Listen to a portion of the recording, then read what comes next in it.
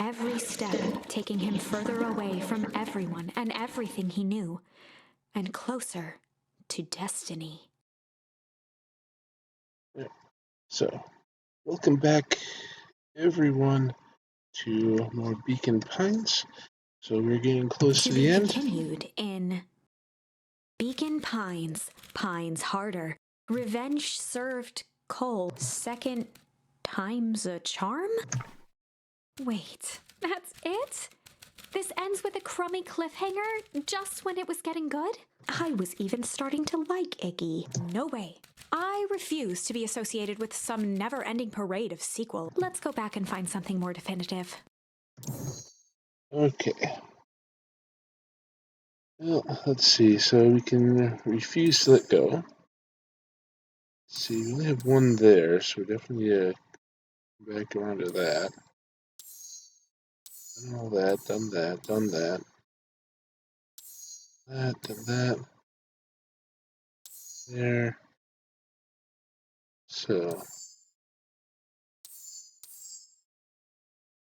Right. I think.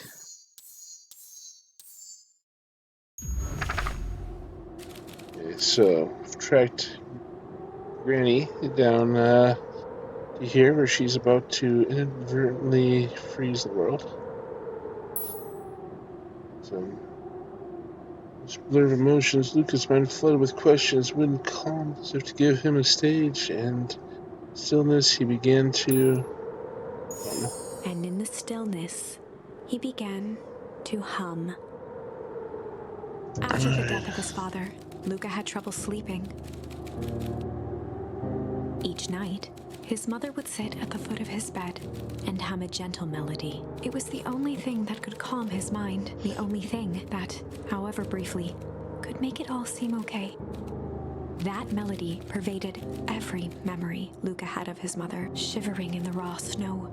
He began to hum it out loud.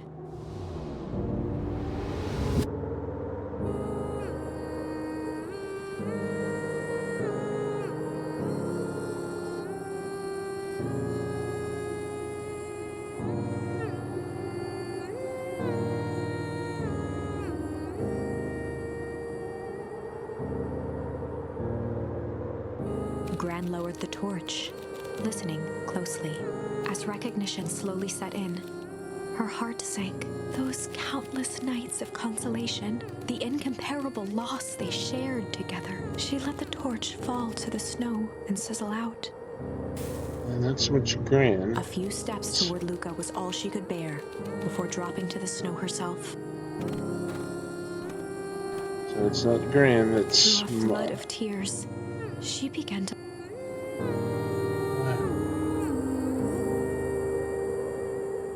Luca lifted his head in astonishment. The last time he heard that melody was the last night he saw his mother.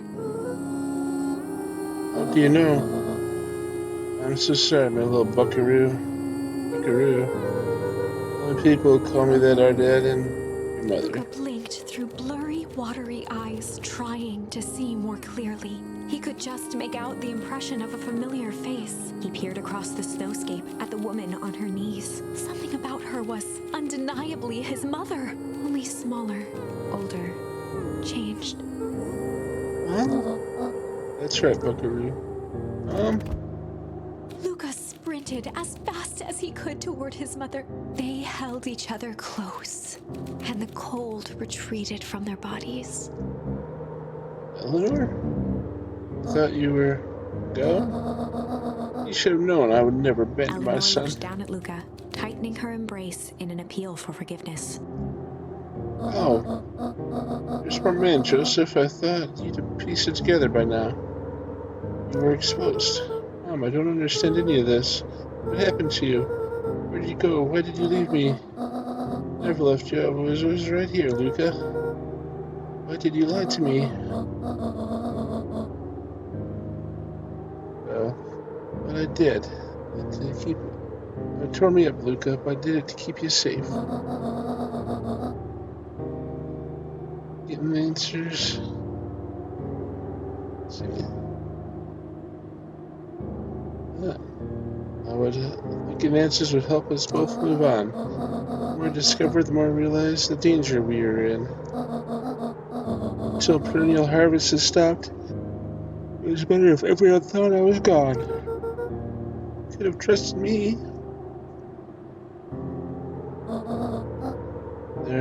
These are bad people, Luca. They won't stop until they get what they want. And they don't care who gets hurt in the process. Then what do? We have to stop them. Joseph slumped into the cold, wet snow. They can't be stopped. This is too big.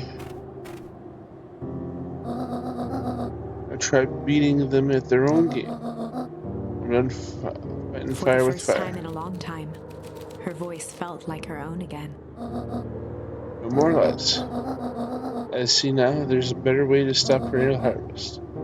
Cold, hard Luca truth. gazed down at Nuncreed with pity. He looked small. Joseph stared into the snow, as if searching it for answers. Come on, everyone, we've got a party to crash.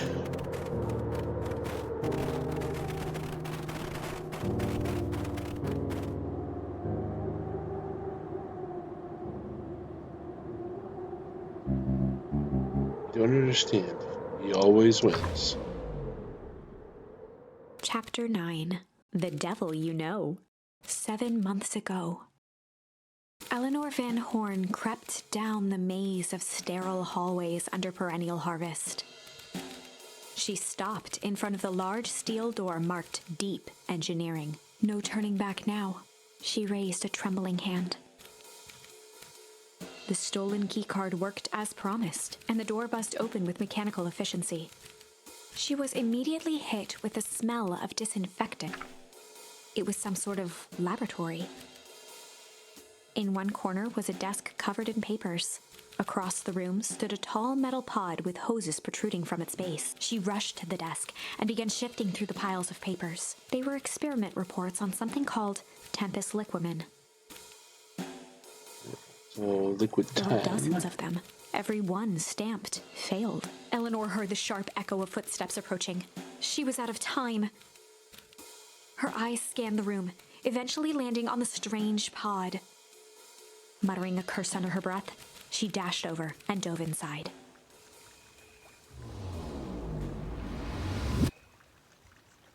There. And that is what change is all about.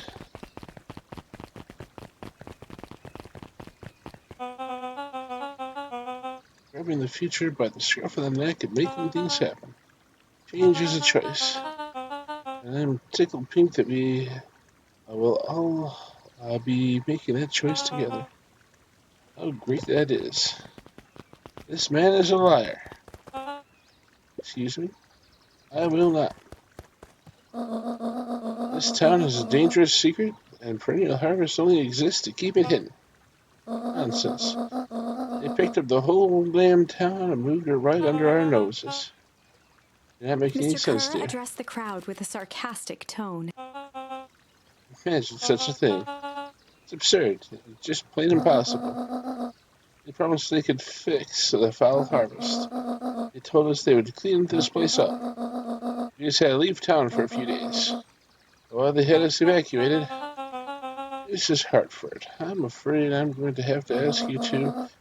You're afraid of a lot of things, aren't you? You sniveling little worm. This is growing tiresome. A little help, please? Don't you all see this festival is a sham? An excuse to have the whole town gathered in one place. They're planning something awful. I don't know what, but these people are wicked. Don't listen to her. She has absolutely no proof. I am the proof. I am Eleanor Van Whispers Horn. filtered through the crowd. Aren't you just sneaky as the dickens? Bill knew Valentine's fertilizer was too good to be true. The whole town is paying the price. Ladies and gentlemen, I am so sorry about this disruption. My associates will take this obviously disturbed woman somewhere comfortable, so she can get the help she needs. She's not the one who's disturbed. You two-timing clown. I know there's something wrong with this town. Just easier to look the other way. The truth is...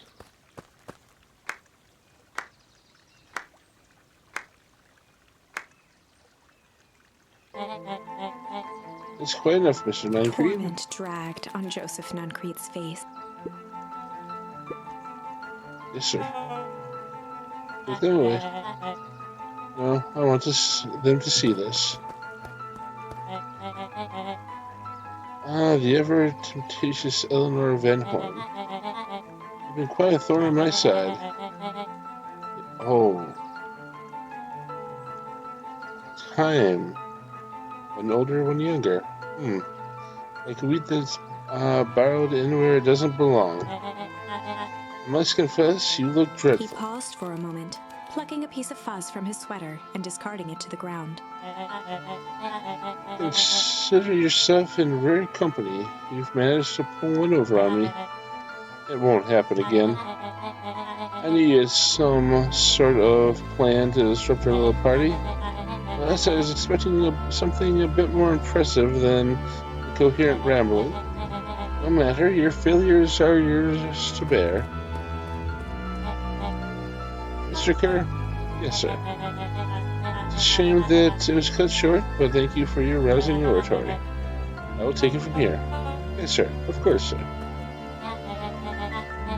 You're doing quality work for me, William. I look forward to recompense we agreed upon. Gave a bow of deference.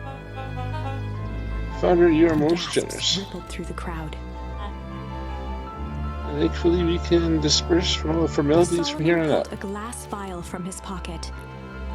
In one smooth motion, he downed its contents.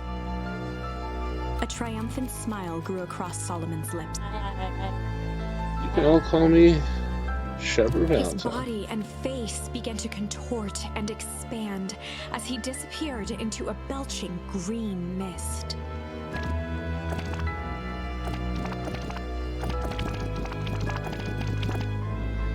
A hushed horror gripped the crowd. This is a story about change. What? No! So you didn't see that coming. Good. Sharper examined his new hands. Oh, this is quite an improvement. Everything looks so much smaller now. Eleanor was right about one thing. The festival was a ruse.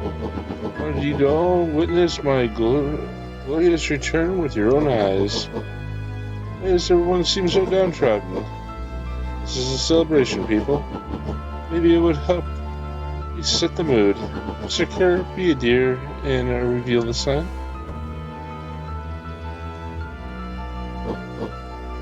How wonderful. Sharper choked out a crude squawk of a laugh. Frustrated grumbles sprinkled through the crowd.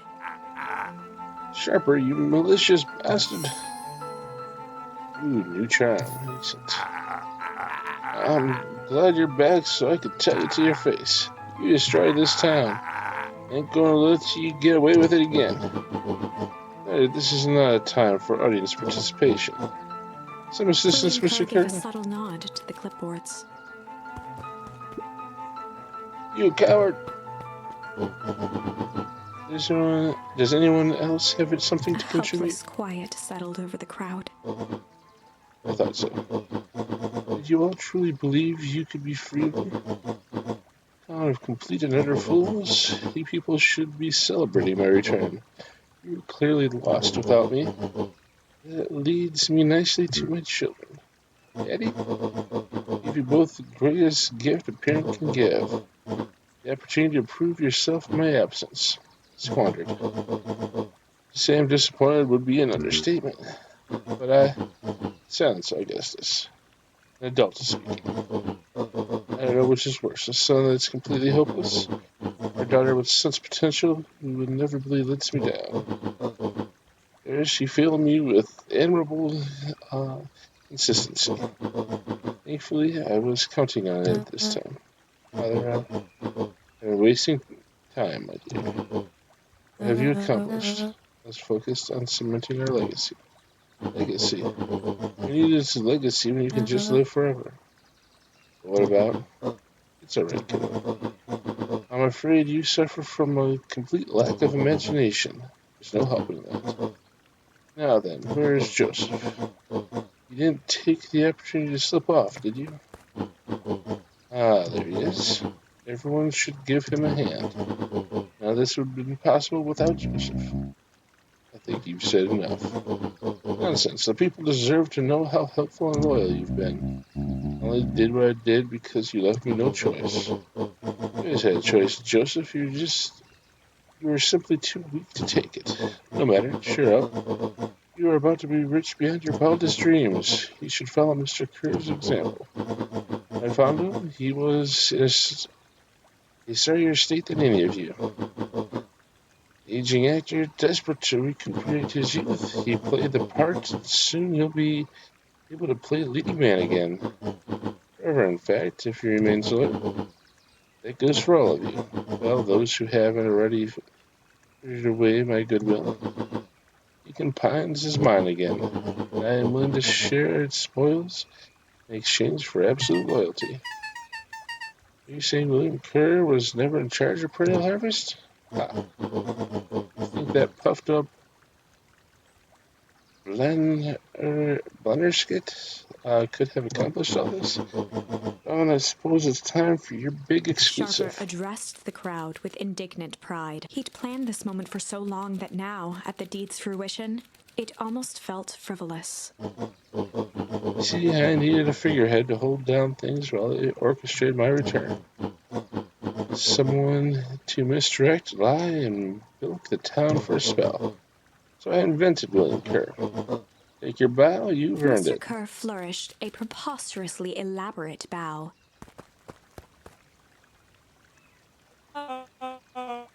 Patrick C. Montague, lesbian extraordinaire at your service. Wonder, I just want to thank you again for this opportunity. It's truly a role of a lifetime. So Bill Kerr is Pat C. the whole time? Now that your secret's in the open, we'll stop this town from rising up against you. Oh, that's the delicious part. Here. Thanks to our clipboards, I know each and every person in this town fears the most. I'll make those fears manifest for everyone who steps out of line. Choice is simple. I'm not afraid of you. Ah, the young hero. I've kept a keen eye on you, boy. You and your friends made a habit of disrupting my plans. What a pity. If things would have gone a bit differently, you might have had your moment of triumph. But that's fate for you. You can't do this. Oh, but I can. I have won. Never underestimate what a great man can do given time. And now time is my plaything. Perhaps the most expensive thing I've ever bought. Well worth it. Sharper coughed up one final laugh and cracked his knuckles. Enough chit-chat. Let's get to work, shall we? And so, Sharper set about remaking the town in his own image. The fertilizer factory soon reopened for business. More and more farmers across the countryside began to swear by its miraculous properties. Beacon Pines became famous. I suppose if you handset fertilize with just a little bit of time skip forward, stuff grows pretty quick. A secretive town that, for the right price, shared its gifts with all. Gifts that became more and more necessary in a world where winters grew longer and longer. The end. This is wrong, but things are becoming clearer now. You can feel it, right? Yeah. We can't let Sharper win. He might just be the key to this whole thing. Let's see.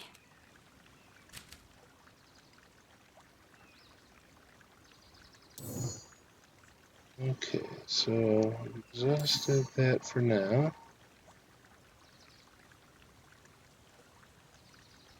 Okay, we can do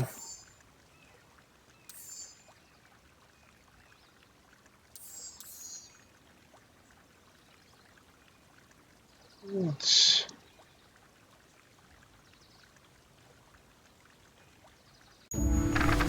do this one. Okay, no choice. Let's see. Aggie's voice was colder than the bitter air blowing from the chasm. Let me do the right thing. Let me do the right thing for once. Okay, no choice but to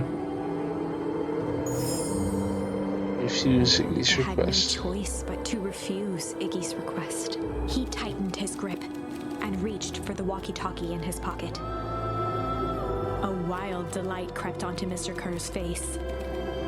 That's a good lad. Now, radio for help. Iggy begged Luca with his eyes one last time, but Luca pressed the button and called out. We need help. Mr. Kerr is in danger. It wasn't long before they were once again surrounded by clipboard. Mr. Kerr sighed with relieved frustration. There you are. You really are a worthless lot, aren't you? Mirror, now. A clipboard dutifully produced an ornate ivory hand mirror, and Mr. Kerr began preening his tousled hair. Ah, that's better. Mr. Van Horn, I applaud your sharp thinking. I'll put in a good word for you with the founder. Take them away. A swarm of hands overpowered Luca. The last thing he saw before a cloth bag was pulled over his head was the defeated look on Iggy's face. The end. I think this was one of those times where doing the right thing was the wrong thing. Okay, so we've done both of those. So we're back in.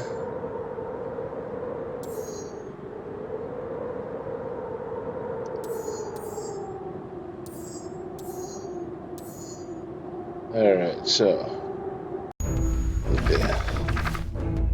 Got one lead forward, so let's use it. Alright, so Luca peered up at Mr. Nuncreed. Kind eyes warmed his stern face. There's a deep emotion hiding beneath it all. It was subtle, but Luca could sense something eating away at him. There was a malice. There was a malice lurking behind those eyes, like a trap ready to spring. Luca felt the weight of Nuncreed's hand on his shoulder. Something wasn't right. He didn't know why, but something was...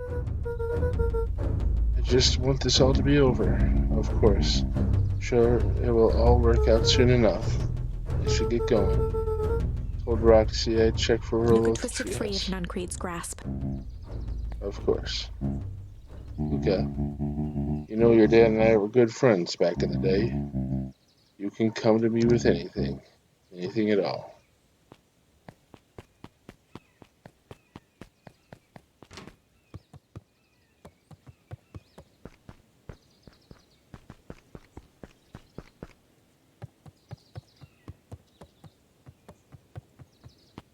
Nothing obviously doing there.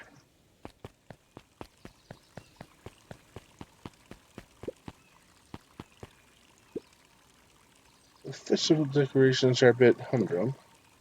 Now, if I were to throw a festival, it would be a thing to behold. I agree, this is all more than a little sad. It's worse than sad. It's boring.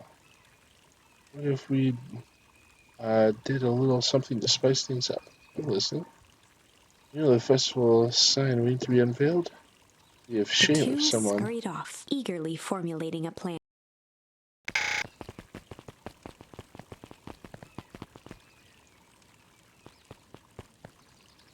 Anything about down here? How you doing?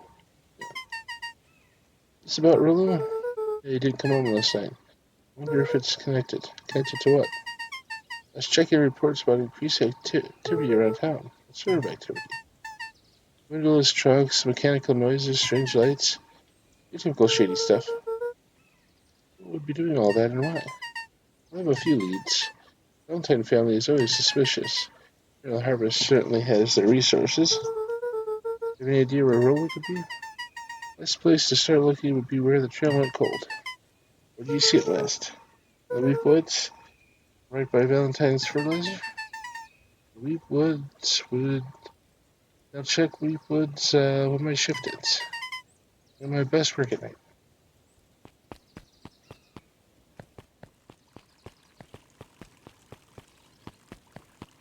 Anything from you? He looked down and muttered in a gruff voice. Mama always told me my promise would look smaller when I grew up. My promise always seemed to grow right along with me. Heavens, I sensed big trouble ahead.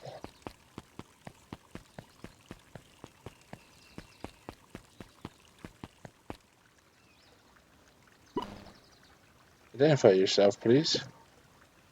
Melanie Mildwiggle? I work here now. I'm unable to locate you on our staff roll. Well, I don't officially start until tomorrow. Mr. Kerr said I could come early at night to get a few things done. Hold, please. There's authorized. Thank you. Our harvest awaits. Whoa. You're a wrench to the noggin and sneak up on a guy like that. Don't scare a man while he's drinking, sonny. You can gruff. It's kind of late to be drinking. Might as well be the same thing of you. Find anything good? Yeah, ever since Bruno Harvest moved in, even the junk is trash. You can learn a lot about a person by looking at what they throw away. Or a bunch of shredded papers and coffee cups. I better get going. You don't see nothing if you don't see nothing. See what? Exactly.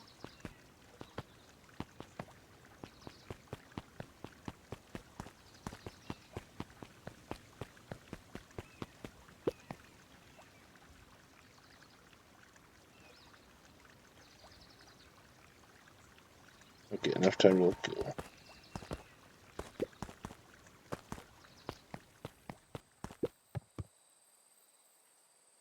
Alright. See if we find anything. We did. Luca tied a bent nail onto the line. If all you have is a hammer...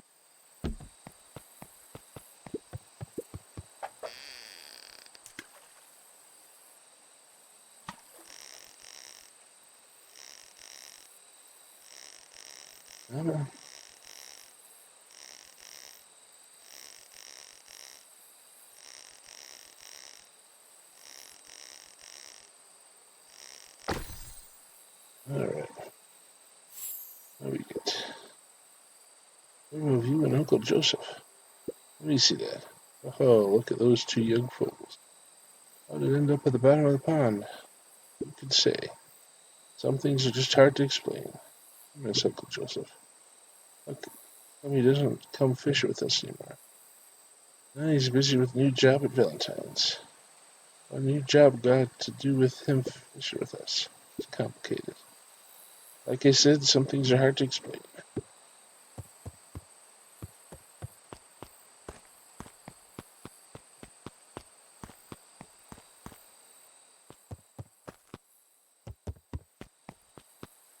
Okay, so I think it through. So Rolo should have fixed the cannon before he left. He aired a long holler into the woods. Rolo!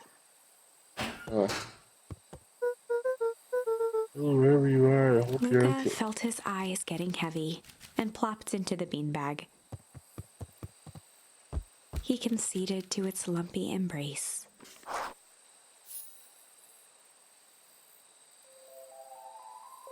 Once again, Luca found himself in a vast black expanse.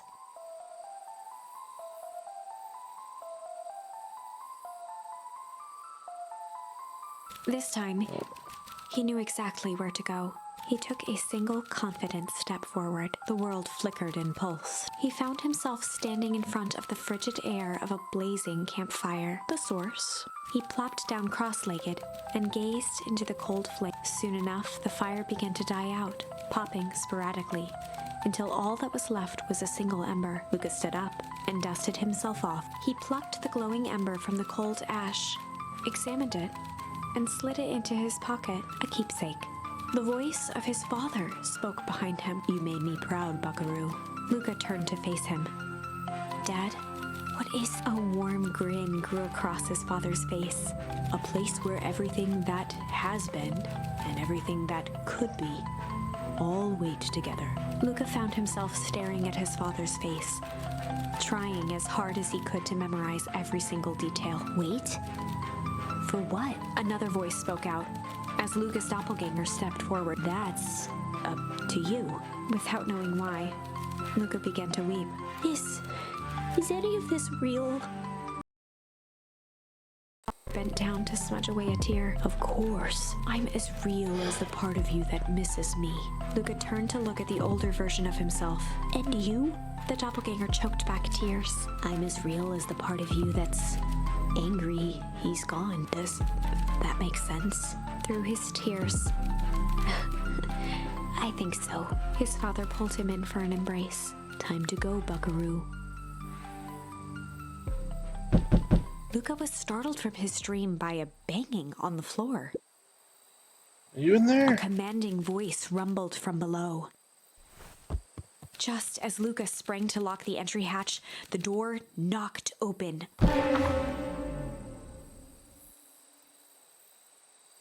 Chapter 5. Dangers big and small. Luca stumbled back. He heard the rope ladder creak under significant weight. Keeping his eyes fixed on the hatch, he inched backward to the balcony. As his hand grasped the door handle, Luca froze. A large figure clumsily wriggled up through the hole.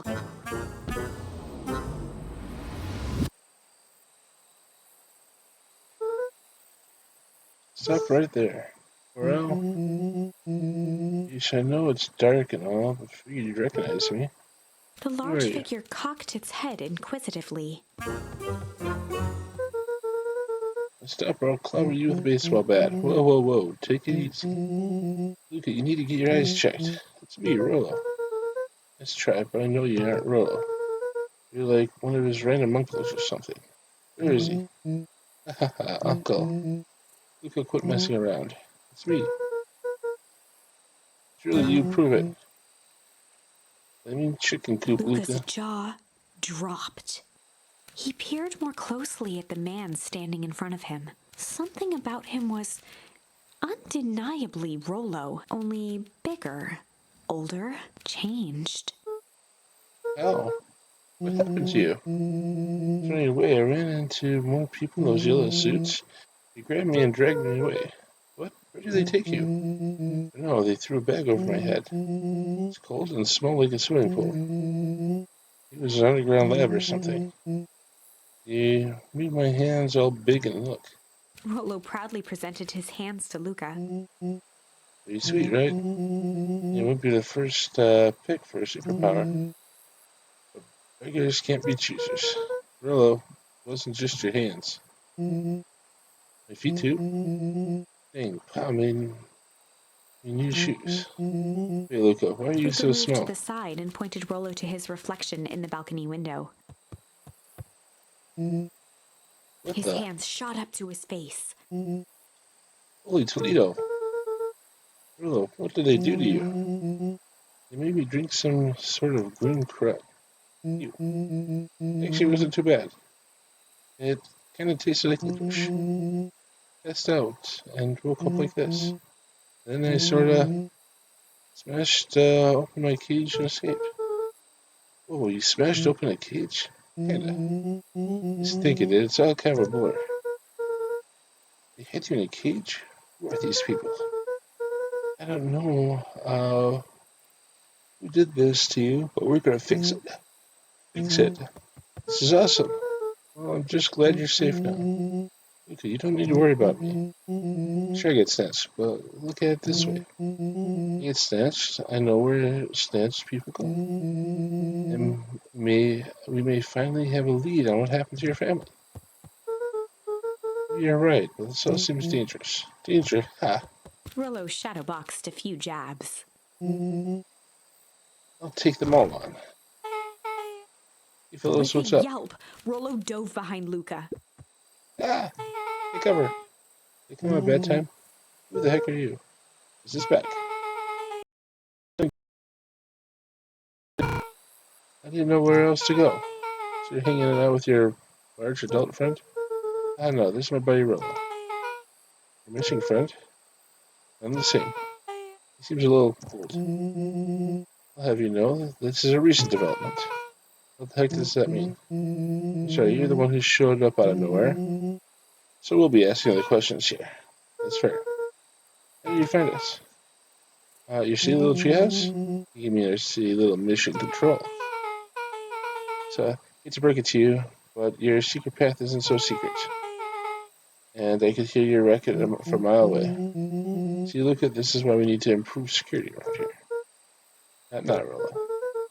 Beck, you said something bizarre happened? Yeah, She but shot a nervous glance at Rollo. anything you can say around me, you can say around Rollo. This has been a weird day all around, hasn't it? Yep. Beck's eyes narrowed. Okay, so it all started when I made it back home. First order of business was to try to salvage my hair. So I dried it with some stuff from the chemistry set my mom gave me. Okay. Stay play cool. Hope no one notices. Notices what? Oh, nothing. I was just... Come over here, let me have a look. What in the world did you do to your hair? I just kind of felt like a change. It'd take forever to grow out. You're the one who said change was a good thing, right? Let's talk about your mother's new job. Let's talk about us moving.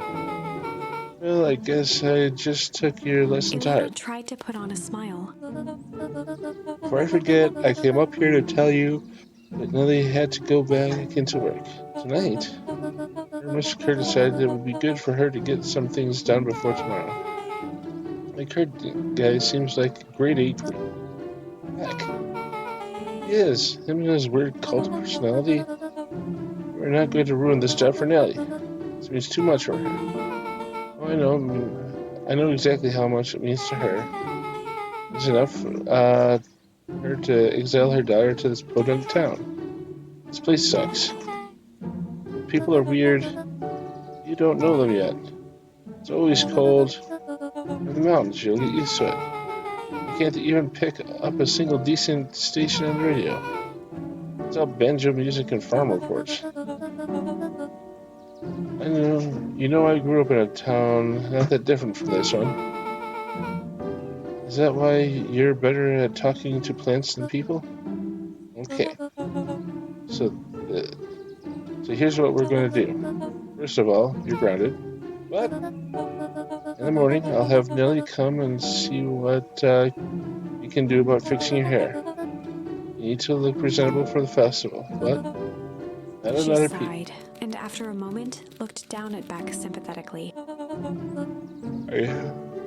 I know moving is hard, honey, but that doesn't mean you have to make yourself miserable all the time. Other people seem to have that covered for me. Oh, and if you decide to rebel by dyeing your hair She more, flashed a sly grin and tousled Beck's hair. I'll just shave it off for you. Save how rebellious you'll look then. Very funny. Thank you. Good night, sweetie. Good night. Wait. First of all, this town does not suck. Second, you need help because you get grounded? No. Sorry, you got into trouble. It's my fault your hair got screwed up in the first place. Don't worry about it. I actually kind of like the look. Wait, we get back to the story now? Next part is the important bit. I have a radio I upgraded with my mom, and I was too angry to sleep, so I tried to dial something worth listening to.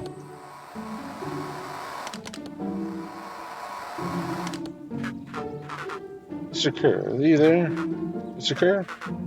Yes, I'm busy. What is it?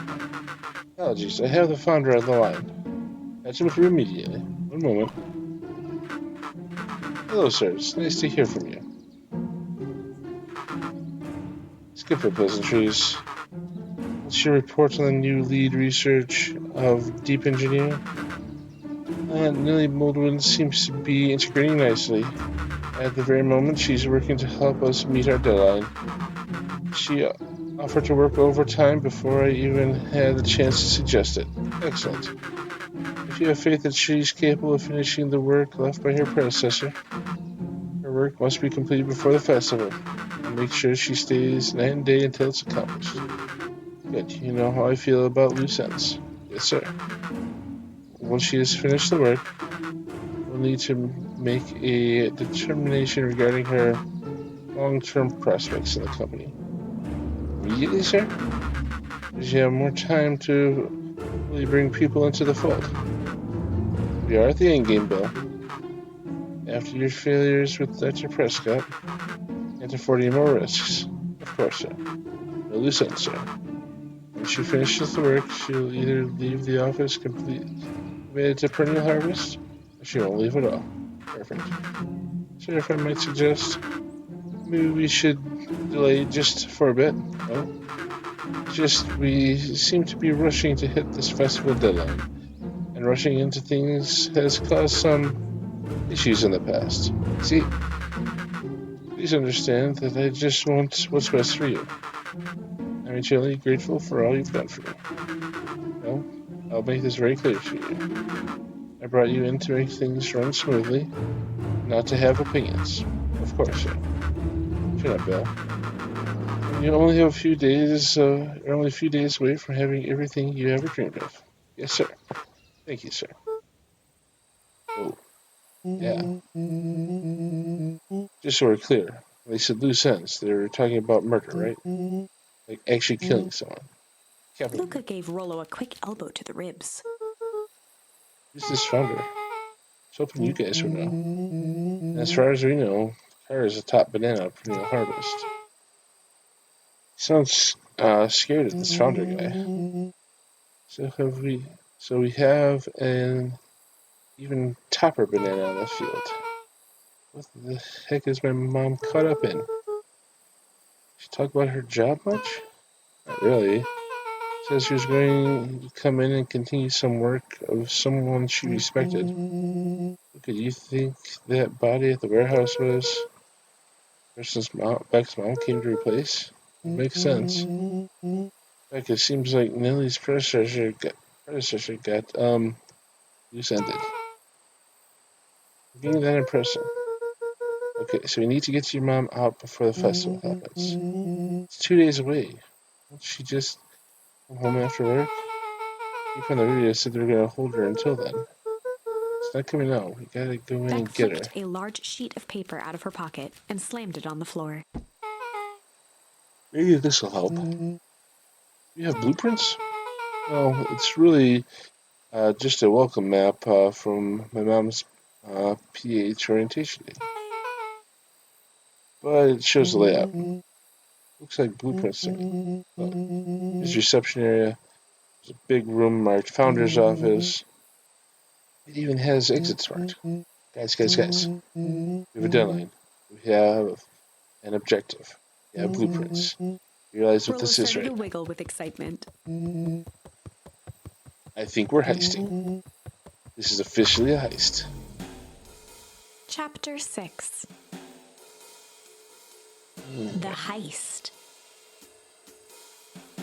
They spent the night's end huddled around that small map, formulating a plan to infiltrate the headquarters of Perennial Harvest. It would be no small feat. A modern facility equipped with all manner of technology, not to mention the swarm of clipboards that would most certainly be scattered throughout.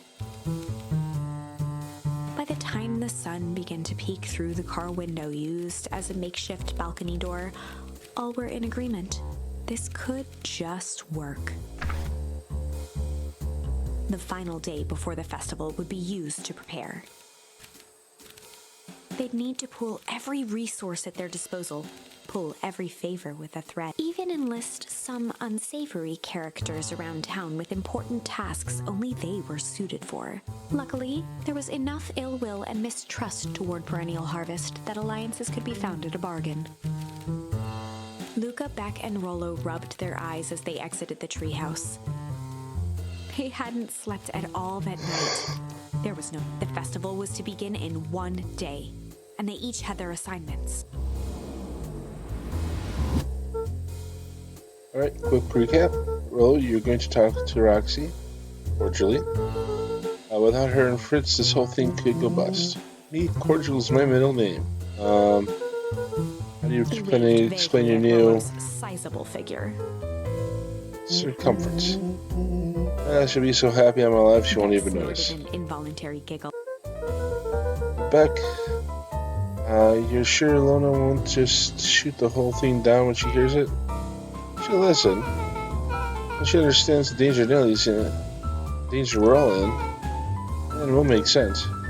Okay. That leaves me with Guff, then Iggy. How are we gonna persuade them? I'll think of something. They looked at each other with sleepy confidence and nodded. Well, Godspeed.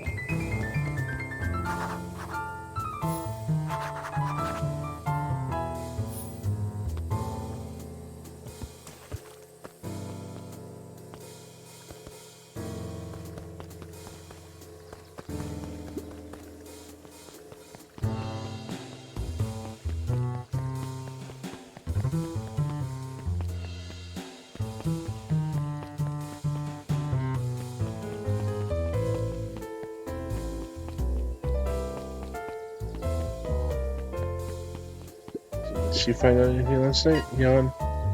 Ever wonder why an agricultural company employs an army of survey takers? Clipboards, they say they're just trying to make us happy. Do they want to make us happy? Figure out what makes us happy. Important distinction.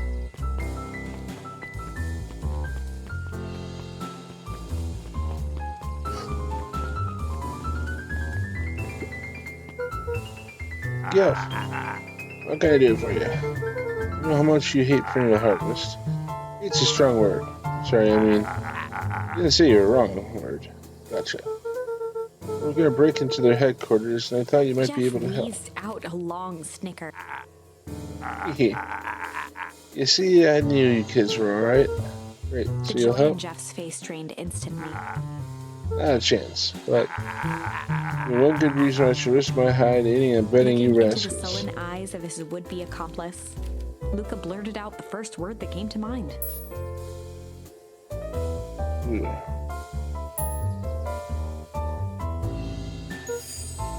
Junk? Yeah, whatever. I've got all kinds of junk in your cupboard. Not interested. Luca wasn't ready to give up so easily. He shouted out again.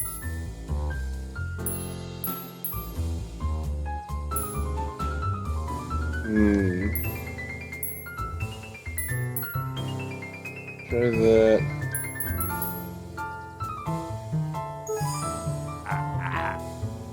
There are croaks, like cockroaches.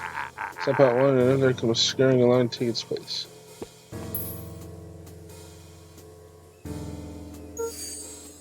Jeff's brow perked up. What'd you say?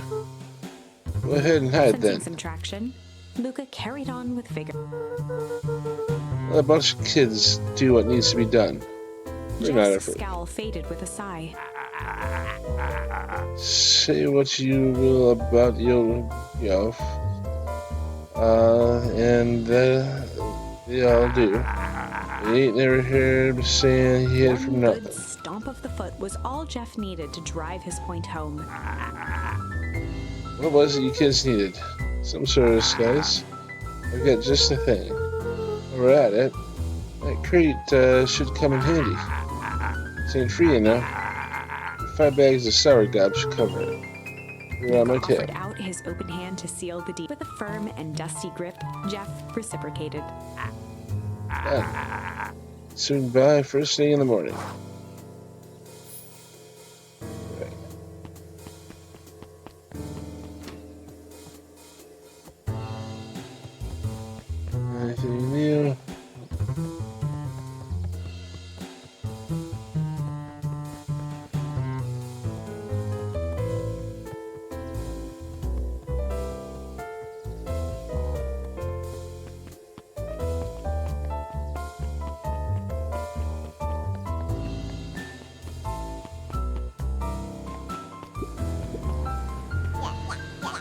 Trish, look who it is.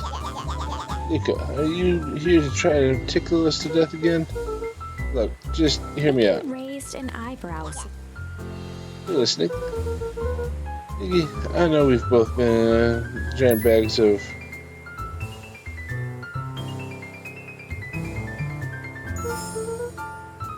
stuff to each other. Gave a reluctant shrug. You're not wrong. But lately, life has been kinda strange, you know? Considered the point. Things have been weird around here. So I'm offering a truce and asking for your help. Just say we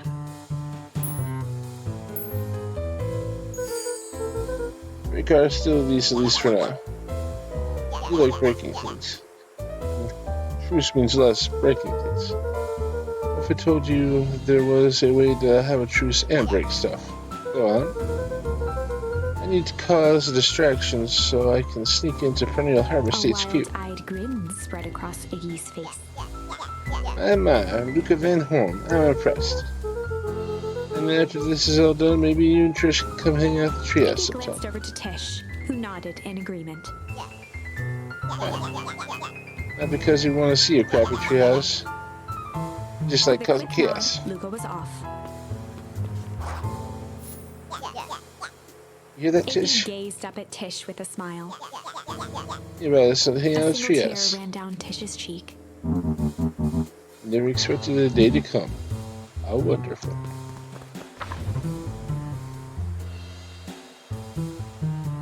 Chapter 7. Into the Hive. A good heist requires preparation. And thorough preparation takes time, something they had precious little of. So far, everything was in order. Jeff, Iggy, and Tish all agreed to do their part. Beck radioed Luca that night with a simple and covert message. We are locked and loaded on my... And Rollo, after a lengthy confession, managed to persuade Roxy and Fitz to help. He stowed away in mission control for the night to avoid attracting attention. Rollo, being uniquely suited for the role, would be the first to breach Perennial Harvest. The outfit provided by Jeff wasn't perfect, but a convincing disguise is 10% wardrobe, 90% confident. Rollo took a few vigorous breaths and shook out his arms. Stay calm, Rollo. You can do this.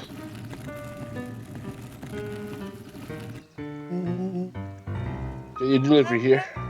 Delivery? I don't have anything in my notes about delivery. A moment.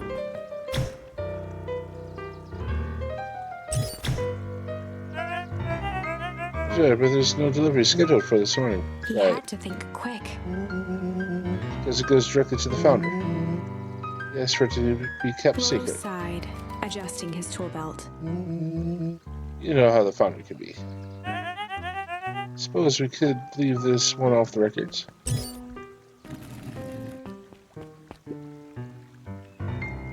Our harvest awaits and With such. a stroke of his mustache, Rollo proceeded into the Perennial Harvest headquarters. Our harvest awaits. I can cheer for the founder. Oh, I didn't hear anything about. Yeah, this is a need to know kind of thing. I'll just check. And flipped through the pages of his clipboard. This goes directly to the founder. Don't have time for fill you in. Oh, I see. If you could just complete this form. Interrupted with urgency in his voice. Every time with the forms. Look, if you want to explain to the founder why I'm late, well, it's your funeral. Sorry. What do you say your name was again? Rollo panicked. Our harvest awaits. Sir, this is a restricted area. Excuse me, sir. Our harvest awaits. Ready to light this candle, Tish? Yep. Second this perennial harvest.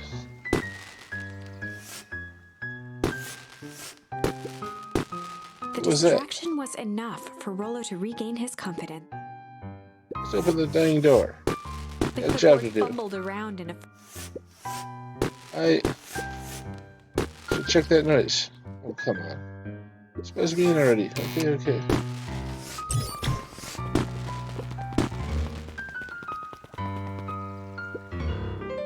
Phew. That was close. Our harvest awaits. Yeah, I figured. When in doubt, stick with the classics. Oh, that was a close one. You pulled it off? Nice work, Willow. Alright, everyone knows what to do.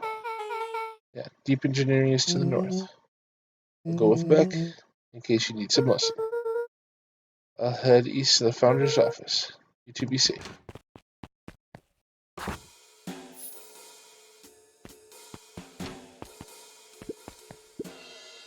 That's that.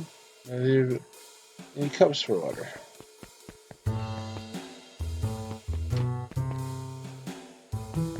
Okay, so we did a...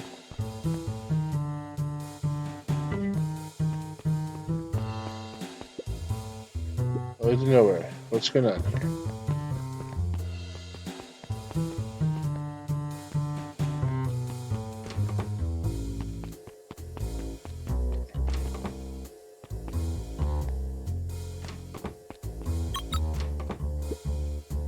Solomon stopped in his tracks. Luca, what are you doing here? It's a long story.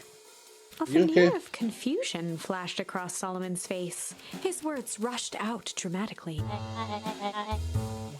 No, I'm most certainly not okay. Some strange people grabbed me and...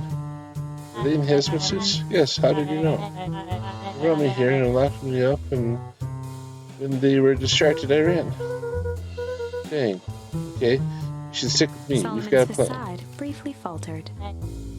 Yeah, Roland Becker, head of the deep engineering. Thank heavens you found me.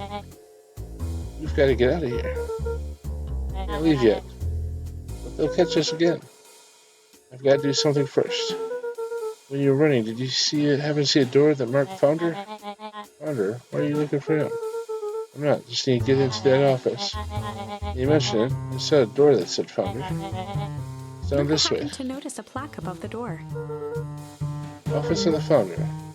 Knocking comes with consequences. Oh, it's right here. So it is. I feel like I ran into you, or else I might have missed it. Really fortunate.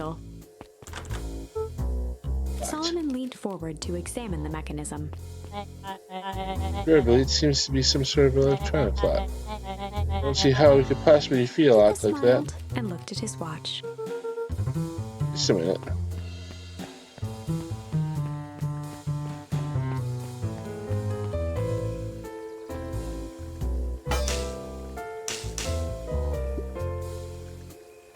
I don't know what sort of funny business you're up to, but I like it. She mimed a quick hat tip and ambled off with a whistle. Howdy. Good afternoon. The light on the keypad changed from red to green. How'd you do that? I have good friends. Let's get inside before someone spots us. Luca switched on his walkie-talkie. Rollo, I'm in. As expected, there's a control panel. Good timing. We're stuck at locked door marked 24601. Need to get us through. When someone catches us, we should get out of here.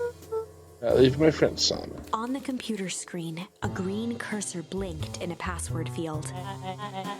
Surely you don't have a way to get out of the password. Luca pecked out his best guess.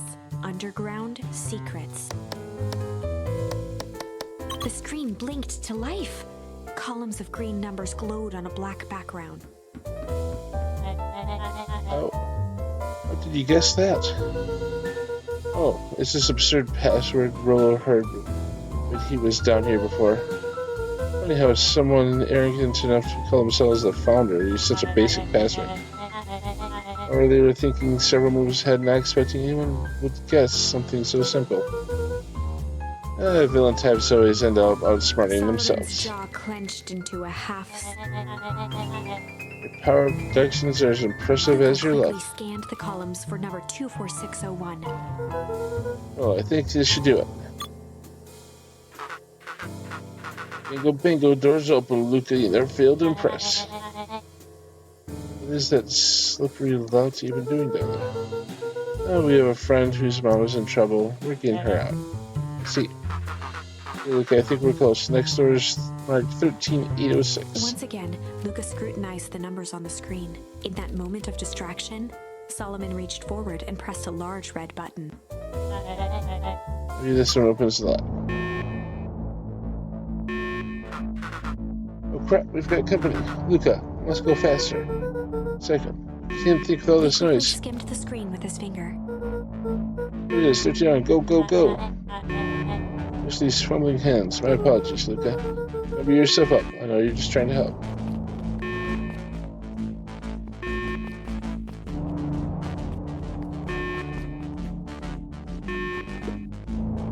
Oh man, my water cups. Hello.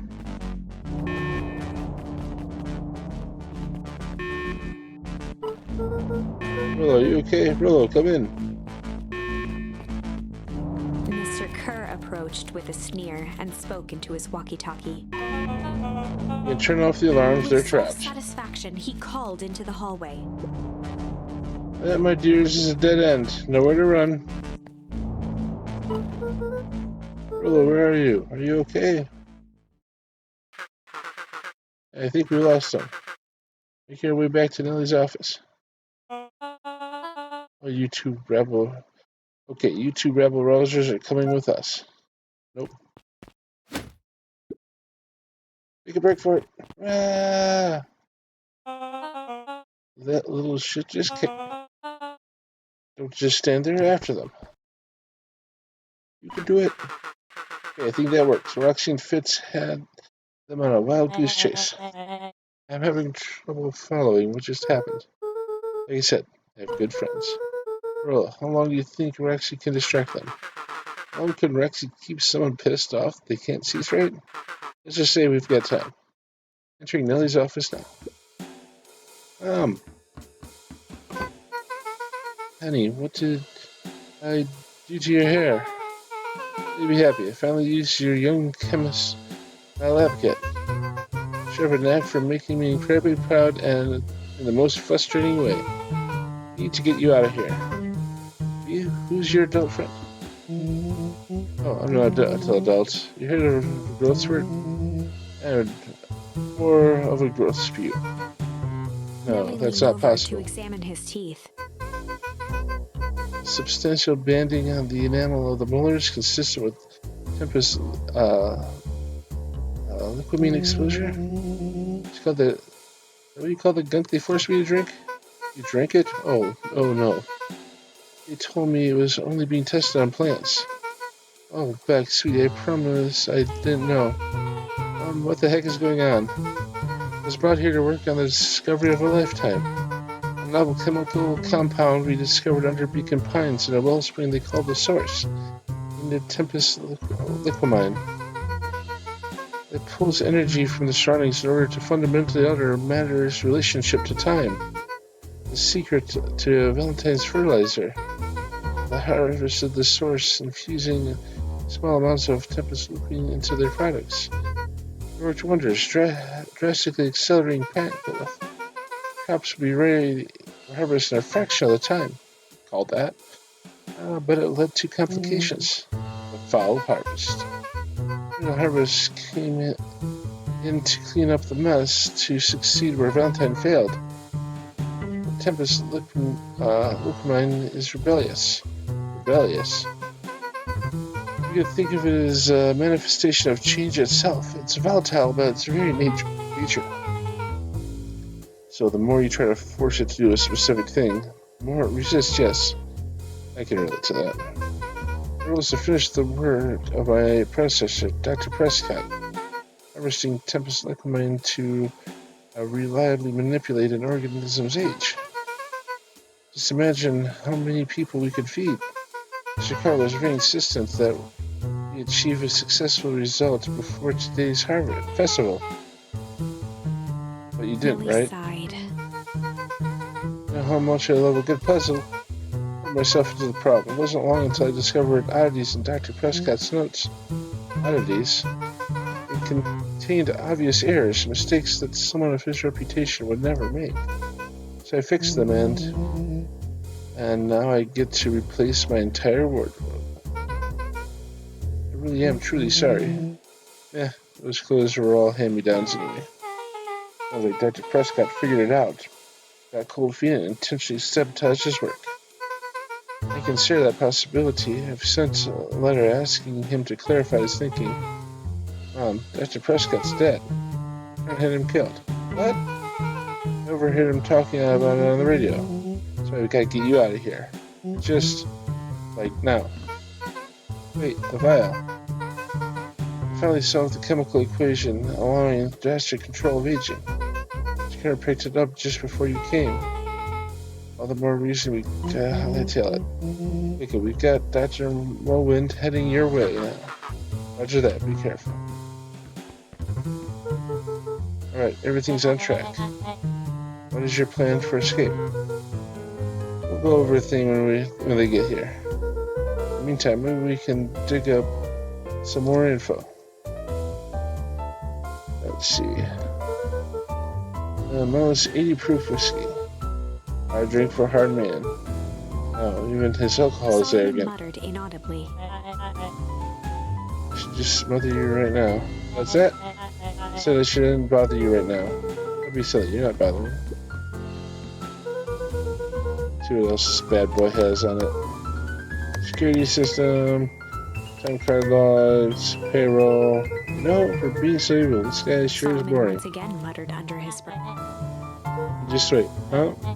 Oh, nothing. Luca tugged on each of the cabinets. Dang, this must be good stuff. They're all locked. It's not as careless as you suspect.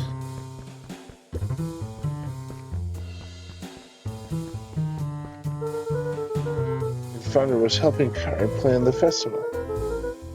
Why would such a secretive leader be obsessed with a party? Only Luca time will held tell. his hand up to the ashtray. Still warm. Must have been in here recently.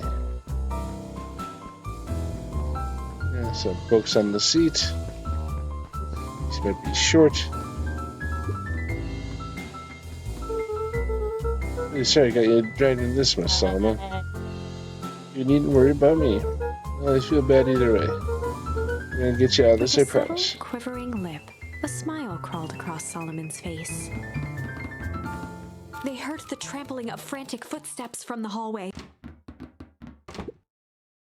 Lock it, lock it, lock it. Locked. It was close. When we left Nellie's office, it was swarming with clipboards. We barely got away. They follow you? Hello. Before we start tossing blame around, is it possible someone ordered a pizza? We'd love to hear your thoughts. Definitely not pizza. But now, don't look at me. I'm officially retiring from the heisting business. So, we're so sorry for the inconvenience. We have just a few quick questions. What do you think? And someone wants the door. Of course. Everyone else had it up. Oops. So, like how you have, Valentine family up on the wall. I think this little caper has gone on long enough. Solomon, no. Hush now, child. The adults are speaking. Tomorrow, when a brief reintroduction is in order. Never met in person, but we have corresponded. You see, it was I who hired you. Solomon, the pathetic orphan child. Powerful and enigmatic founder. Sharper, the fallen progenitor who created this town. Mineral harvest, Valentine fertilizer.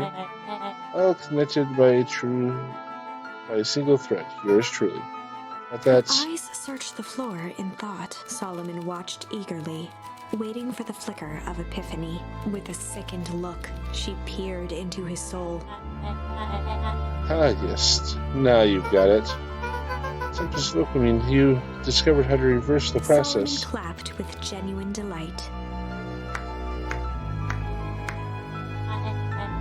Very good, Dr. Modwell. Very good. Oh, the discovery wasn't intentional. Solomon glanced down.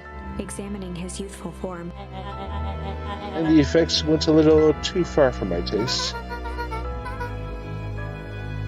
That's why you need me to finish Dr. Prescott's work. Which you did admirably. Mr. Kerr, the vial, please. Presented it with a theatrical twirl of the hand.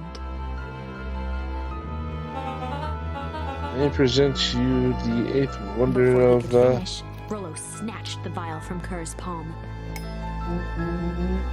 Oh, this stuff sounds pretty valuable. Be careful, you fool. You have no idea what you have in your hand. Actually, we do.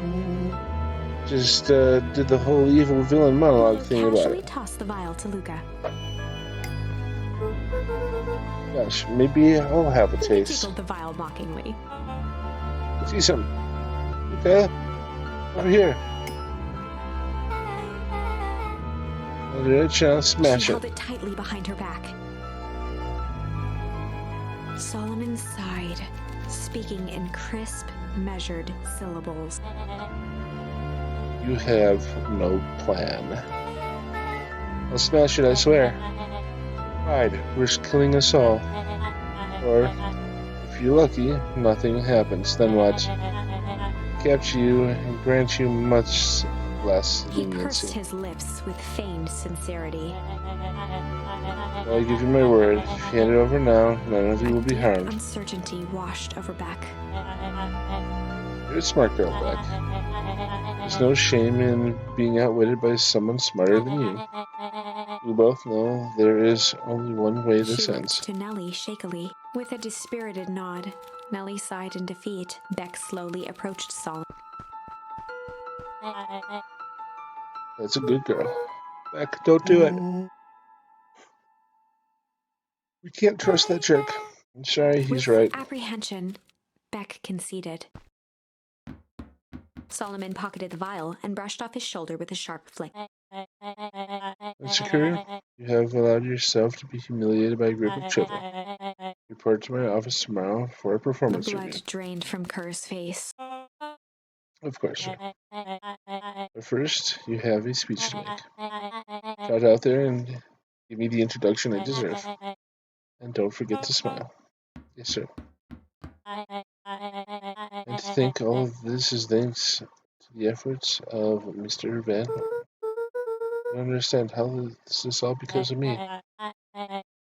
I said Mr. Van Horn, silly child. Dr. Walt Van Horn. Your father was always a thorn on my side. I offered him an opportunity to be part of something great. The fool was blinded by righteousness. He even broke into my laboratory in an attempt to Solomon sabotage my shook work. his head with gratification. But the universe has a funny way of correcting a course. By meddling with a force he didn't understand, well, showed me its true potential. As fate would have it, Luca, your father's dying act was to grant me A eternal muffled life. applause resonated faintly through the walls. Well, that's my cue. My festivities and my subsequent ascension, I will return to deal with all of you. Until then, I suggest you use time to reflect the magnitude of your failure. You three keep post outside the door.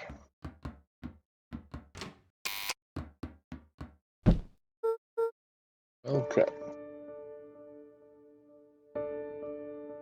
I can't believe Beck sold us out like that. I'm not sure she had any other choice. So what? What's the plan? You don't have one. Of course you do. You always have a plan. Hello? Just need some time. Hello, it's over. You lost.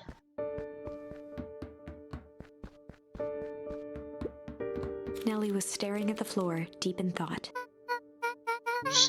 Sorry, Luca. Give me a minute to calm my mind. Hey, sorry, Luca. Did what I had to. I know, it's just... We were so close. I have a feeling that eventually Solomon will get what's coming to him. Time wounds all heals. Well, time seems a lot less of an issue for him now. Okay, there's something you should know. Mr. Karen locked me in that office. I had nothing but time and curiosity. Looked around a bit, hoping to find means of escape, but I found something else. A note hidden behind a false drawer. Observable. Prescott must have sensed his time at Perennial Harvest was growing short. He left behind a letter with the hopes it would be found by his successor. It was a confession of sorts, left for me, but its contents. Look, I think it was meant for you. Why, what's it say? It's about an incident with your mother. Prescott found her in his lab with a stolen keycard. There was an instance. She had been exposed to an extreme amount of tempest The color lacrimide. dropped from Luca's face. Did she survived. Dr. Prescott decided to help her recover. He no longer trusted Perennial Harvest, so he kept her whereabouts a secret. For a time, your mother led him to reconsider the purpose of scientific discovery. Science is often at the vanguard of change, but that doesn't mean it's always right. He realized that no one should have control over something as powerful as time itself. I believe that's why he began to intentionally sabotage his own work, and the cost of his life. It's a reasonable conclusion. Was overwhelmed with emotion. But if she's alive, where has she been? Where is she now? A sudden explosion sounded from the hull. Hey, Mom. Chapter 8. Comeuppance. Ears still ringing, Gran picked herself up off the ground. Through the dust and smoke, she looked over to see Mrs. Fratelli helping Hiram Tolliver to his feet. She'd had to beg, borrow, and steal to acquire those explosives. How many nights had she spent visualizing how she'd use them to make things right? And now, her one shot at destroying the source, that damned hole that swallowed so much of her life, was gone. Traded for this jagged hole in a wall and a foolhardy shot at rescuing Rollo. With Fratelli and Tolliver at her side, she stepped through. It was a strange feeling. The last time she'd stalked this maze of hallways, it was in a different body. They quickly rounded a corner to find a group of clipboards guarding a door. Something worth guarding is probably something worth seeing. She leapt forward, brandishing her cane. If her last chance at vengeance for things lost was truly gone, she would just have to fight to keep what she still had.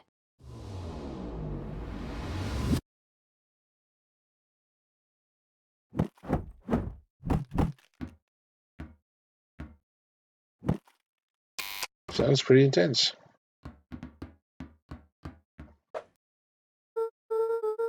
Gran, what are you doing here? Luca, what are you doing here? You're here to save Nellie. You're here to save Rollo. Hey, Miss Lucas, Gran. It's awful nice of you, but I'm fine. Oh no. What did they... Gran, there's no time to explain. We have to go now. Come on, everyone. We've got a party to crash. They made their way out from deep within Perennial Harvest, just as Solomon finished up his speech. Thankfully, we can dispense with formalities from here on Solomon out. pulled a glass vial from his... Okay, we've got to stop In one him. smooth motion, he downed its contents. A triumphant smile grew across Solomon's lips. Oh. Well, I guess that's it. We lost. Don't be so sure about that. I was wondering what it was doing behind her With a back. mischievous look, Beck elbowed Luca. Remember when I had the vial behind my back?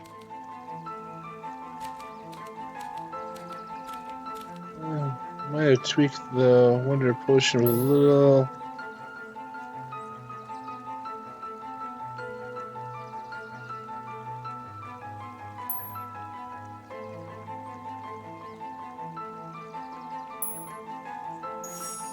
I might have tweaked his Wonder Potion with a little malice.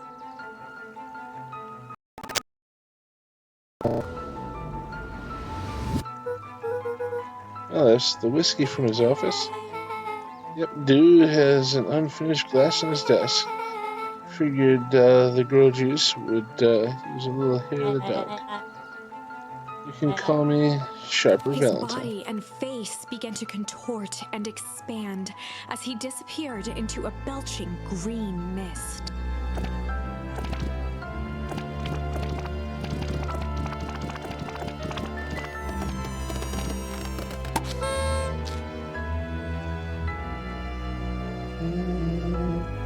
That's what I call 80 proof whiskey. Damn good. Alright, she meant a lot. The crowd gazed in stunned silence at the now empty stage. The quiet was broken when William Kerr sprinted off stage and into the distance. He was never seen around Beacon Pines, or anywhere else for that matter, again. Watching the silhouette of Kerr disappear over the horizon, Luca began to laugh. First, a low chuckle that became uncontrolled, heaving laughter. Through his tears, he was vaguely aware that the crowd had begun to laugh with him. The end. That was unexpected. Perhaps a bit of an absurd ending for my taste, but who am I to say? I'm only writing the damn thing. Alright, let's see. So, looks like you can tweak it with a little bit of change. He might have tweaked his wonder potion with a little change.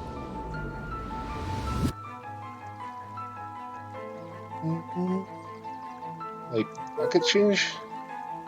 Your unlucky penny. Yeah, I popped in the vial when no one was looking. What's that gonna do? No idea. That's the beauty of science. Now we observe. You can call me Sharper Valentine. His body and face began to contort and expand as he disappeared into a belching green mist.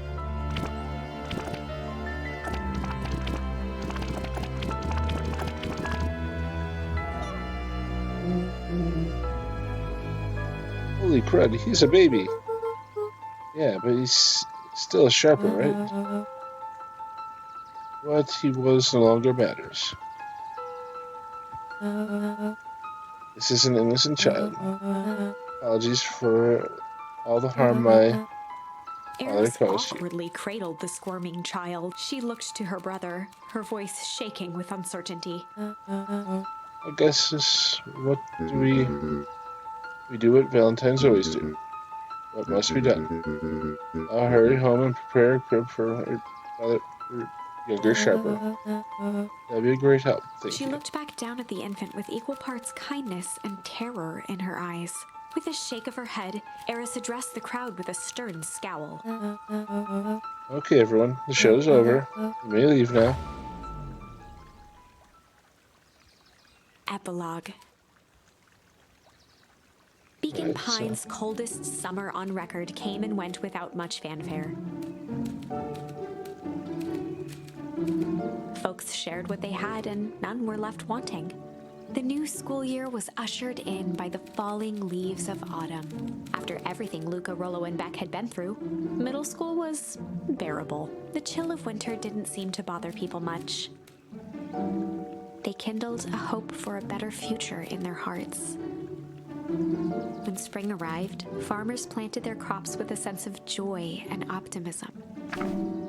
And as the dawn of the first day of summer came again, its light slowly spread through the shallow valley. It crept over the town square, across the river, past the neglected welcome sign, and came to rest on a young boy sleeping at dawn, his mind at peace, knowing he is here for a reason.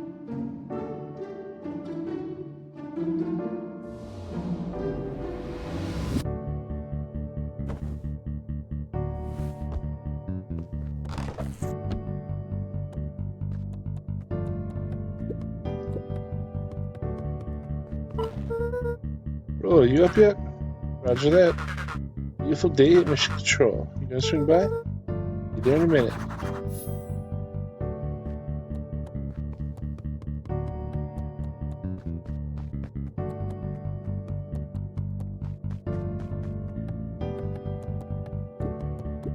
Over time, Eleanor began moving Walt's old things out of the closet and into storage. Eleanor had moved back into her bedroom, and now that she wasn't sneaking out late, she even slept there most nights.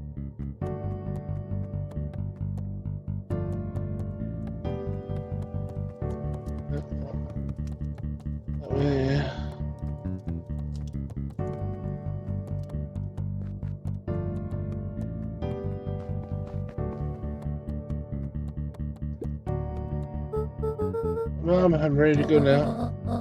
Go on without me. I'll meet you there.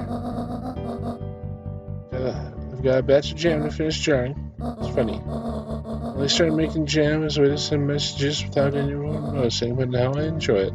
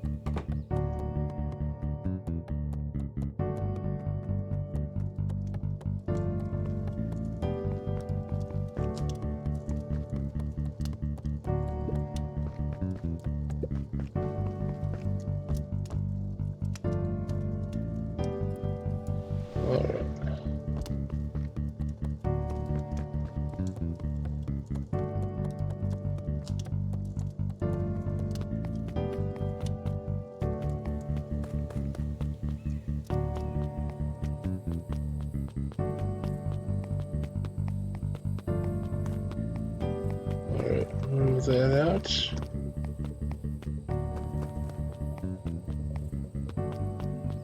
Okay.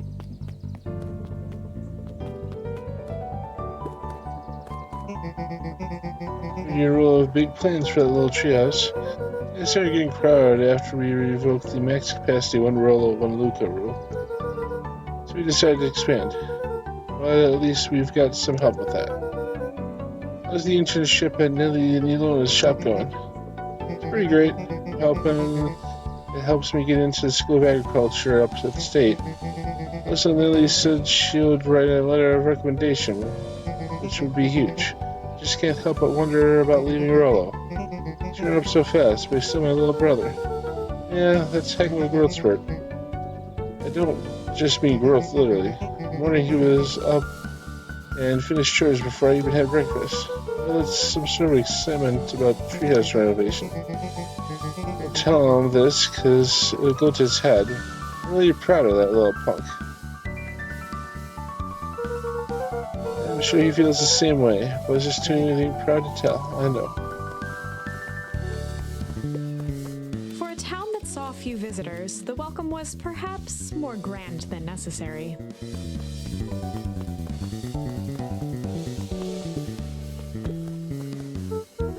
I guess how's tree planting going?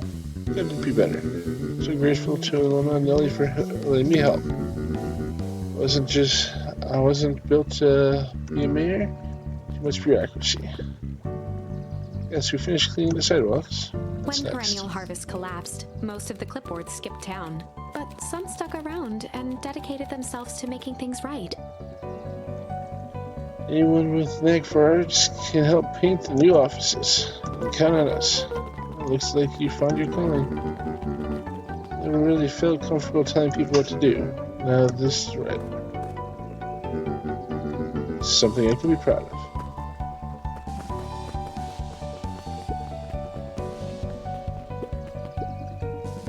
What's napping this morning? Also very part of a good nap is the view. It's getting greener every day. Nice. You decided a name. Yep, we had to clear out all the old stuff before the final touch. Slow and dirty harvest, now official. I like it. Actually, Nelly's idea. So a lot of work to do, and the name serves as a reminder. Just because progress is important doesn't mean change should happen fast. In fact, I've learned that the more you care about something, the more important it is to take things slow. I always go slow and fix things. Amen to that. I better not dilly-dally. I get to the treehouse. Okay. Good way of handling that, so I don't go wandering around town and stuff. Look, get this. I just managed to reel in an actual fish this morning. Seriously? Yeah, an honest to goodness flipping floppy swimmy swammy fish. I don't think I've ever caught any actual fish here. At least 7 years since I've caught one. I'd say it's a good omen. What do you do with the fish? Well, I release it back into the pond. When I catch again tomorrow.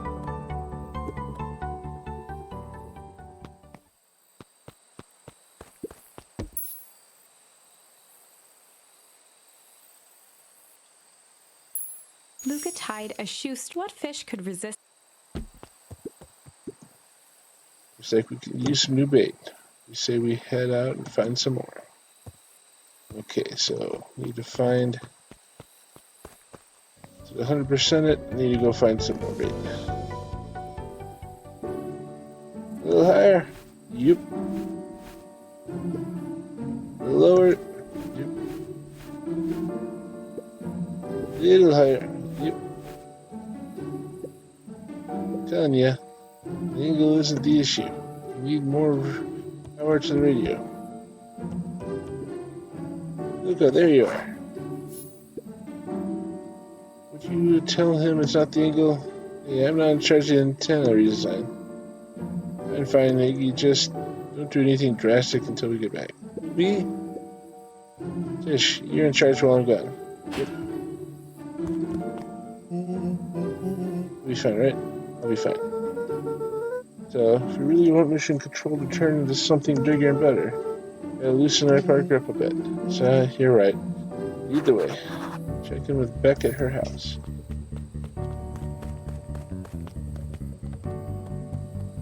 Alright, real quick.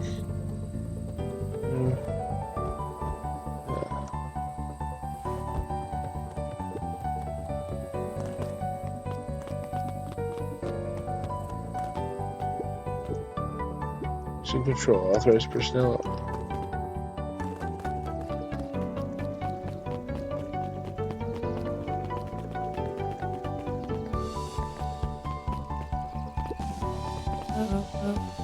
Young Mr. Van Horn.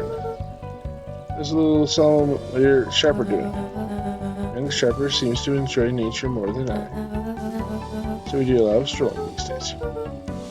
Is he, tempted to crawl out of the ribbon plot world of domination? Yep. Thankfully, no.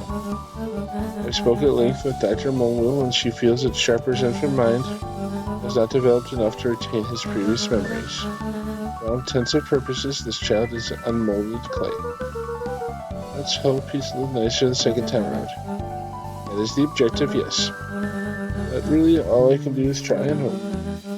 2 activities I am less endeavoring to find the less this takes me. Well, I think you're doing a great job. The whole town is ready to help out however we can. Can't wait to teach him how to throw baseball. Did her best to ignore the tears welling in her eyes. That would be acceptable. What is today's news that needs knowing? Give you tomorrow's headline today.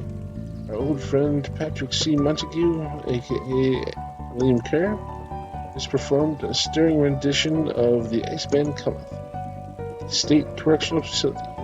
I hear there wasn't a dry eye in the house. Oh, well, I guess plenty of time to work in his craft.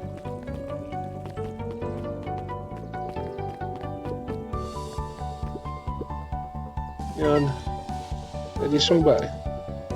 More follow-up questions for your story? Nope, I got everything I need. Thanks again for that.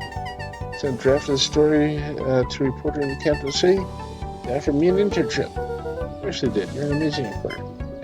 Didn't know all about that. A story about a phony corporation picked an entire town of people and moved them to cover up massive illegal mineshaft. Oh, incredibly hazardous chemicals. Sure, write this up, don't you? Think about it. Just don't forget us when you become a fancy big city reporter. Apple City isn't that far away. You have to come back from time to time to check in. See what sort of new troubles you've gotten yourself into.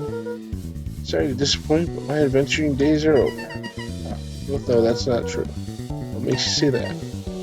Call it reporter's intuition.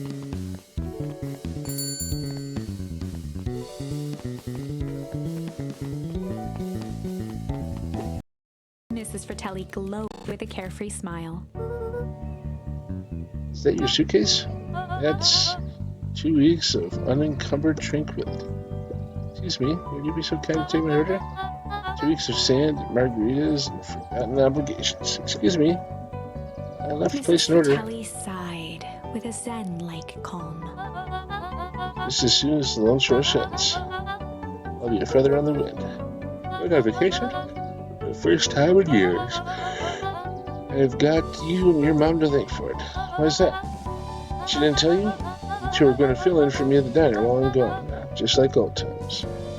It's fine, I'll wait.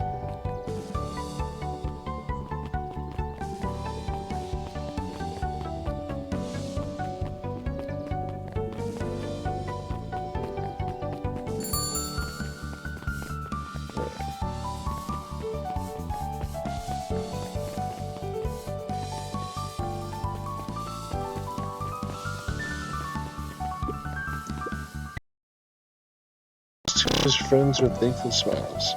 Everything that could have gone wrong, everything that did go wrong, we made it. Closing her eyes, Miss Hatch took a deep, relaxing.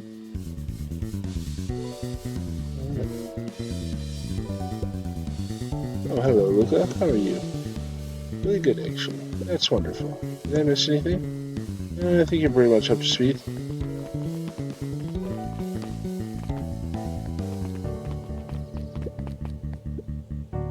Luca, you want biscotti on the house?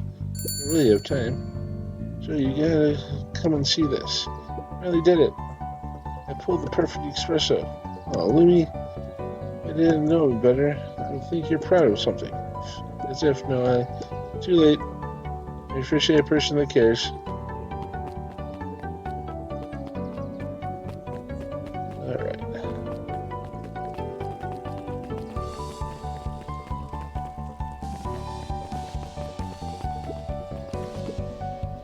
Oh, back for seconds? It's not too much trouble. The longest time I didn't understand the appeal of ice cream. So there's no purpose. I like how it looks like it's coming from Rolo now, other than to be briefly enjoyed and then it's gone. But it's pretty tasty nonetheless. I'm inclined to agree.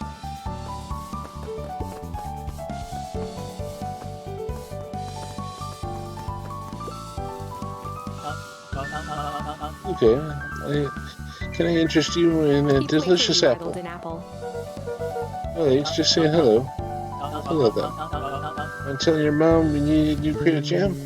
Ready? I used to hide the stuff in the bag, terrified that someone would find out about our secret messages. Everyone wants to get their hands on Eleanor Van Horn's famous spy jam. Hey Luca, can you tell Roxy I'll be free in an hour? Sure thing. My dad's making me stock the shelves for the summer. Says it builds character. It means it builds calluses. Builds character. Yeah, it builds something alright.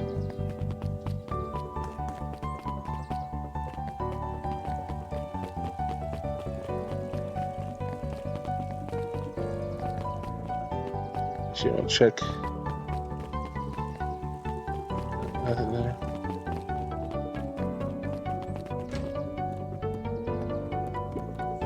Over the school year, Kato and Bert had become close friends. But did you know that when they covered up the source, they found a new species of fungus? Yeah, they're studying in the new labs. You know that Beacon Pines is now the smallest town in the county? Yep, most the population where perennial harvest moved in. Typically went on like this for quite some time.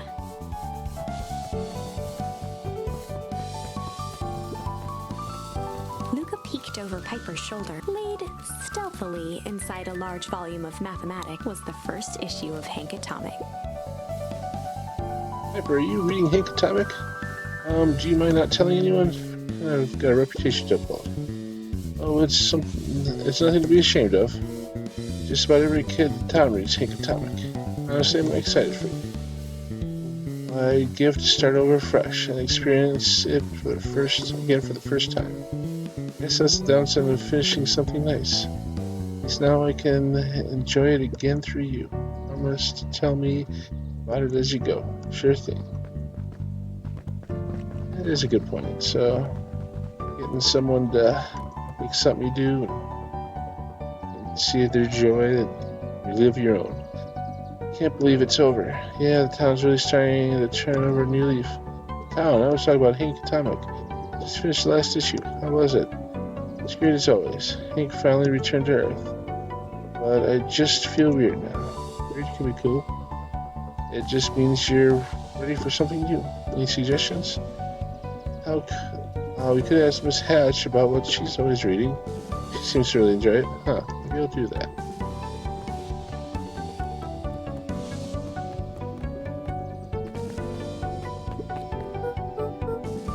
Hey, Mr. Duncreed. I'm gonna see my dad in a bit. Wanna come with? Even after everything I did, you still... Mr. Duncreed shook his head.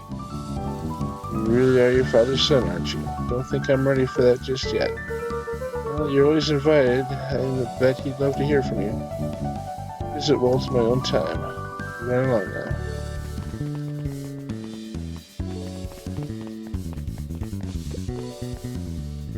With perennial harvest gone, the transportation tubes were left unused. Come on, come on. It's too big. No one is too big. No one is too small. For Jeff's wild ride. Maybe not completely unused. Just one piece of candy for the ride of your life. Who's next? Me.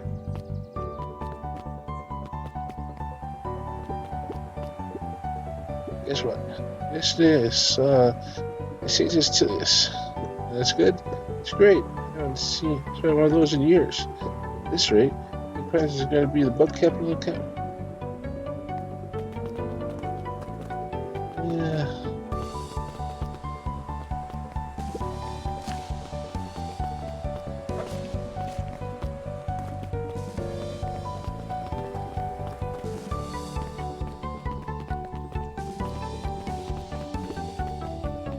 The Valentine Mansion loomed over every other building in town, both figuratively and literally. I have news I think you'll enjoy. This morning I unpacked my last box. You're officially moved in. It's just a box. Let's not blow this out of proportion. It sounds awfully like putting down roots. I guess I decided this place is root worthy. You're going to be stuck with me for the foreseeable future. I do have to warn you, most years aren't going to be as interesting as this one. I think I'll manage. Ready? Here it goes, a bit of a surprise.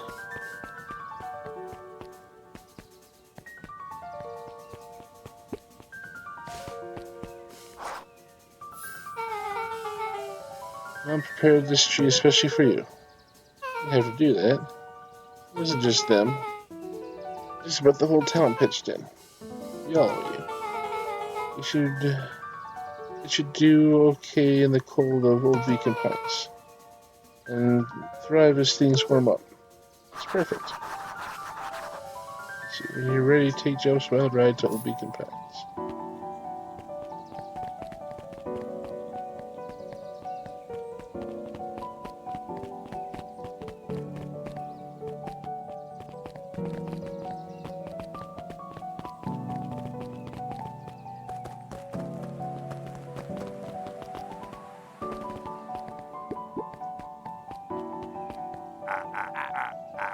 You got that's a good looking tree. A special occasion and whatnot, rides on the house.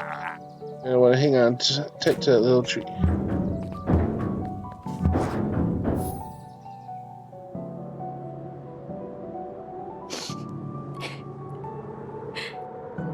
I think this is it. The end I've been waiting for.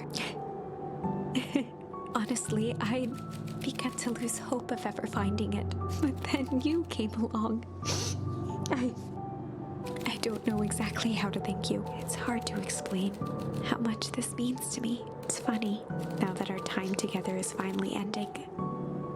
Let's just watch the end together. Done. Good little tree. Nice little tree. Children, this means a lot. Yeah, thanks for everything. Shucks, I only did what any super awesome best buddy would have done. I should probably give you some time alone now. Good? Yeah, I am. It's been a wild year. How are you feeling? Everyone keeps asking me that. Fine, really. God says the only thing fitter than a fiddle is cello. Feel like a dang cello. Well, if you ever stop feeling like a cello, I'm here for you.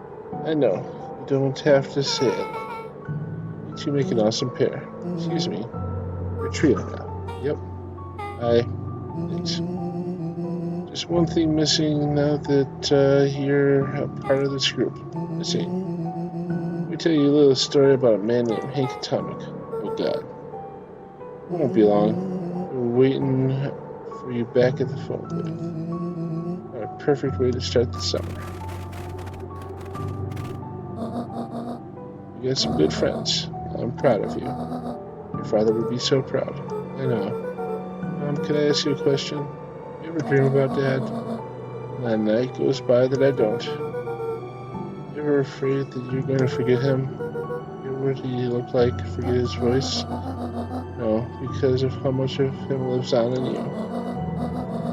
You love that old tree, but I know you would have loved this one more, because his two favorite people planted it. I'll give you two a moment.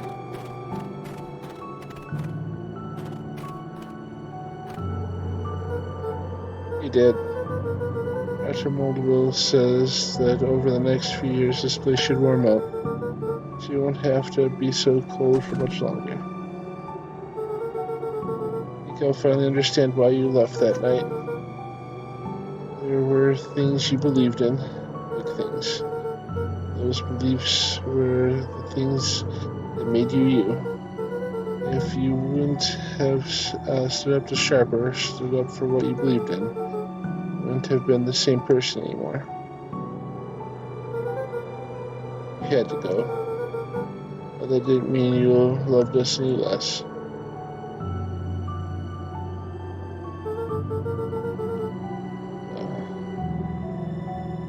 I might not visit you as much as I used to. But you understand.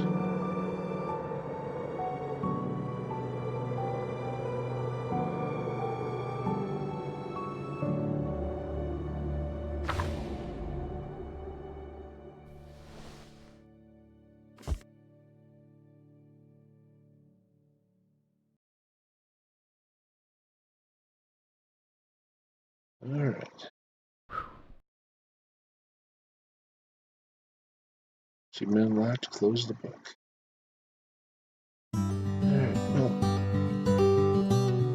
Alright, Matt. Thank you very much. So, Isley, and Brent. So,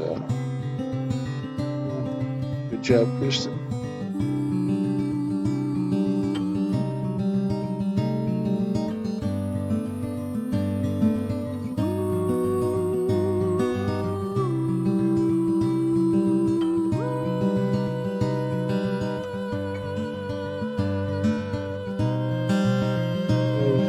So, small team, but did a great job. Glad I was able to back this and get it made. So,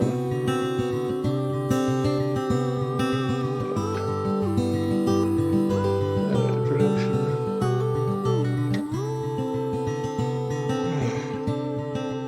By Indian Plays. So, running by NerdMonkey. So, NerdMonkey's made it on all the platforms it's currently on. Kickstarter, producer level, people there. So,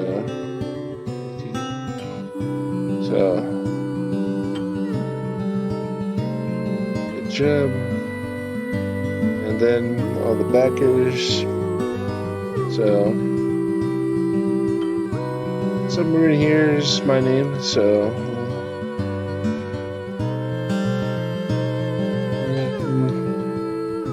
I went with my, IRL name, not my user handle, so let's see, Butterfly Pigment, let's see, that's a pretty cool name, Cyberpunk Fox, so David Ho, Eric, let's see, Elizabeth, Manuel, Gamer's Place, Future Snap, Happiness Twin, so Jason Fisher, for Lincoln Bird. Got Mellow, Cakes, Law, Mikao, so Levin, so Mad Valentine. Very appropriate name there. Let's see, Meachimp, Michael Wells, Morphe, so Mudkip, Kitty Did, so Noah Horn, a nice name, Ninja Cat, so Peter Otis, so, and, so, Russ Harrison, Sergey Berdusky, Spooper, Skies Creek, Tiger, TT, Visca, Vixie, Zem, Zach them.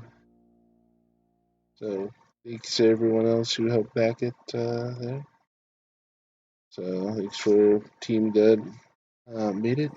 So, and thanks for all of you who watched. So that book's closed, story's over. Might go back in if I think I need to find a charm or two to finish the last achievement there, but we'll see if we do that and record it. If there's something you think I should play after this, let me know in the description below. I got a couple thoughts on that. So I think I might, if you're watching this on YouTube, or go to the YouTube channel, might do a poll. I think I should be able to do polls at this point. So check that out. And it is late. I should be in bed. So thank you all for watching, and catch you in the next one. Bye.